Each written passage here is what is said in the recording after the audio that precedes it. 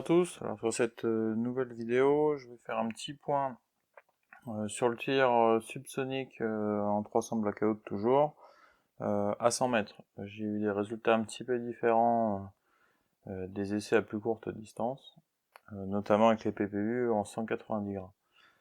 Donc je vous montrerai les différents résultats. Je les ai notamment comparés avec les manufacturés Sako, avec lesquels j'avais pas eu de soucis particuliers.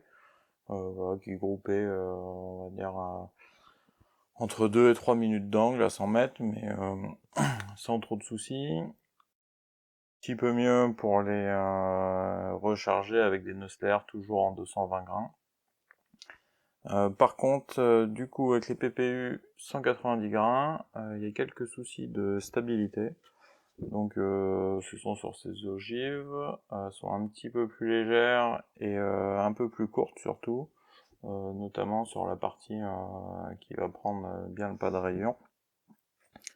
Donc j'ai dû faire pas mal d'essais, donc avec des résultats pas forcément trop satisfaisants en termes de stabilité. Là pour vous montrer, ici ce sont les résultats à 100 mètres, donc là on voit bien que les ogives arrivent vraiment de travers. Sur cette partie. Le groupement, lui, reste correct et cohérent par rapport à ce que j'avais à plus courte distance.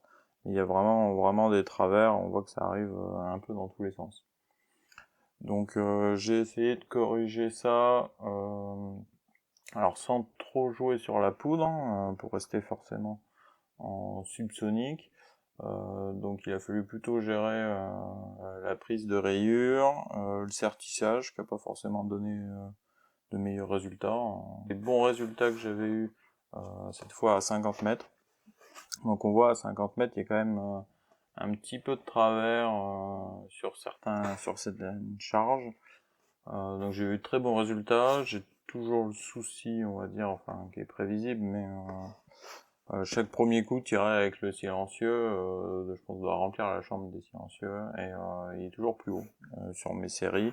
Après quand j'enchaîne, voilà, j'ai eu un très bon groupement ici, 1,5 minutes d'angle. Là sur une charge un petit peu différente, bon là on était un peu moins bon. Mais on voit voilà qu'il y a toujours ce travers là qui est plus présent ici. Donc là on était déjà à 50 mètres, c'est un petit peu plus gênant.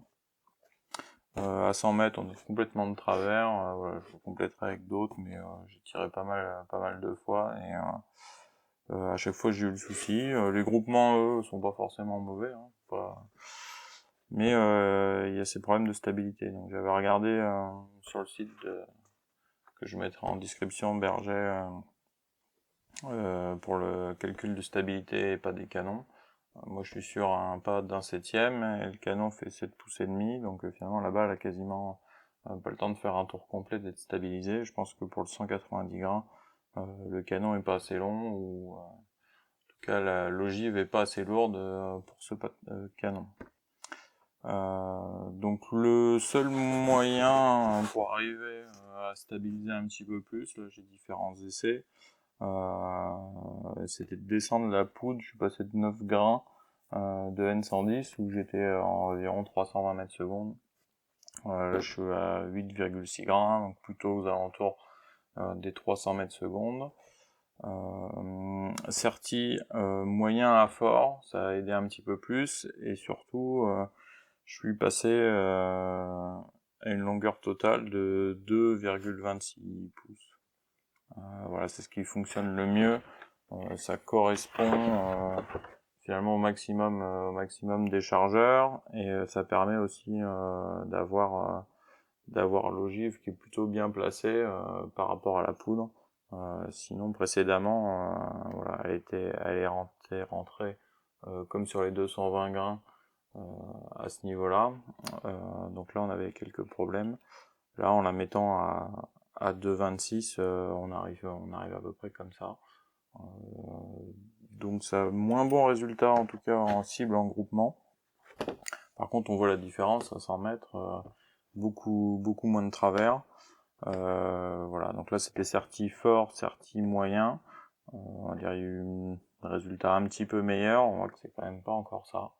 En tout cas, s'il y en a qui ont des problèmes aussi, je pense que faudrait voir sur des canons plus longs, par exemple 12 ou 16 pouces, si ça stabilise, ou si vraiment les 190 grains subsoniques, en tout cas de chez Partisan, sont peut-être pas faits non plus pour faire trop de subsoniques. Voilà, donc ça c'était un peu la mauvaise nouvelle, je pensais pas avoir autant de travers à 100 mètres avec ces ogives. Après c'est vrai que le prix est quand même plus avantageux que des Nosler ou des Sierra. Donc bon, à voir ce que vous préférez. Si c'est pour tirer sur du gong, ça suffit largement, c'est très bien. Voilà, on a même un peu plus de chances de toucher si ça arrive de travers. Voilà, donc ça c'était la petite parenthèse. Et pour une prochaine vidéo, voilà, je suis en train de tester, on verra bientôt cette fois des charges supersoniques, donc avec les Hornet 10 VMAX notamment. Voilà. En tout cas, si vous avez des remarques, des questions, n'hésitez pas. Si vous aussi vous avez trouvé ce problème ou des solutions, n'hésitez pas à en parler pour essayer de faire avancer. Voilà, merci.